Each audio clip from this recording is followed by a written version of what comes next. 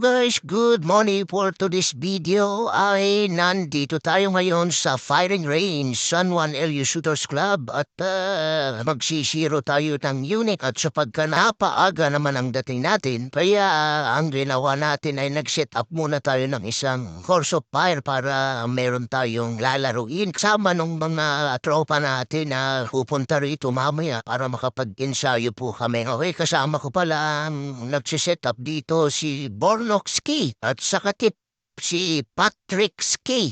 Yan, dalawang bata na yan. Si Bornokski yan po yung naka-blue. Yan, inuturuan ko kasi mag-set up para kahit papano ay alam niya ang ginagawa niya. Okay? Ayan, at sila ang tagalagay ng mga target post, yung mga kawayan na paglalagyan ng mga target board, okay? Ang pag-set up ay hindi basta-basta. So, sa mga hindi pa nakaka-experience kung paano mag-set up, hindi po basta na lang ilalagay yung mga target, okay? Kailangan nakatago yan, although may mga target din naka-open siya, kitang-kita, pero kailangan mo kasi itago yung iba para meron kasi tayong tinatawag na rules sa paglalagay ng target. Kailangan niya na hindi sobra sa 9 rounds yung nakikita sa isang position. Okay? So, ang pinaka-maximum na round na pwede mong makita sa isang position sa PPSA is 9 rounds lang. Okay? Sa pismo ay iba din. 12 yata pwede. Okay? So, ayan at tinitignan natin mabuti kung ano yung magandang paglalagyan ng target, kung ano yung pinakamaayos na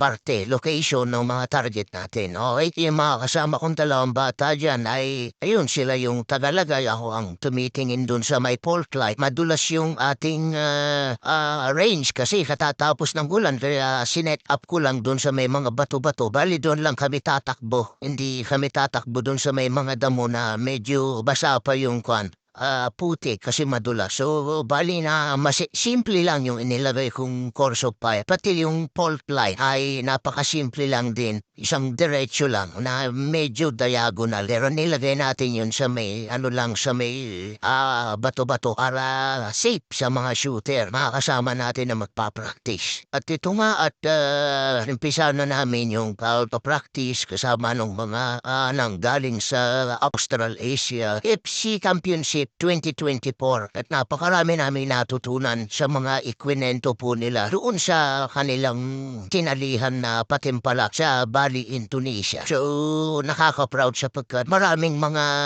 Pilipino ang nagwagi at tagumpay sa isinagawang FC Australasia 2024 Handgun and PCC Championship. Okay, maraming mga Pilipino ang nag-uwi ng mga gold medal, bronze medal, mga silver na kung susumahin ay ang bansang Pilipinas ang pinakamaraming naiuwi na award sa isinagawang FC Australasia 2024 PCC and Handgun Championship.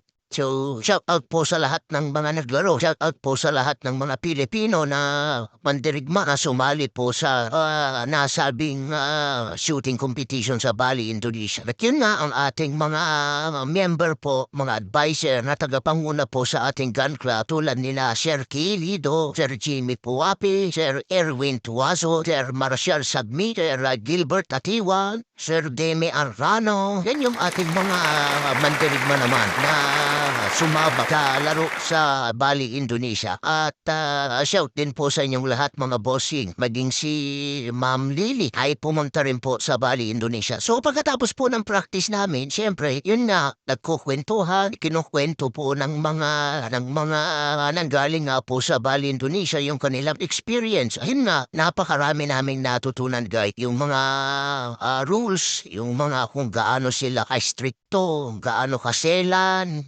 yung paglalaro ng level 4 na kasama ang iba't ibang mga lahi sa Bali, Indonesia, sa ibang bansa ay nakaka-proud talaga. At na-share po nila sa amin yung kanilang mga experience na lalo namang nagbibigay sa amin ng inspirasyon. Okay, so natapos po kami sa pag-iinsayo ay nagyaya po ang ating birthday celebrants. Walang iba kundi si Sir Ramon P. Aguirre. Shout out po Sir Ramon P. Aguirre at belated happy birthday po. Nag-iya po sila na kumain kami sa isang kainan na first time kong kumain din doon. Sobrang sarap, okay? Sobrang sarap nung pinuntahan namin at mamaya papakita namin sa inyo yung lugar kung saan kami nag-lunch pagkatapos naming mag-ensayo, okay?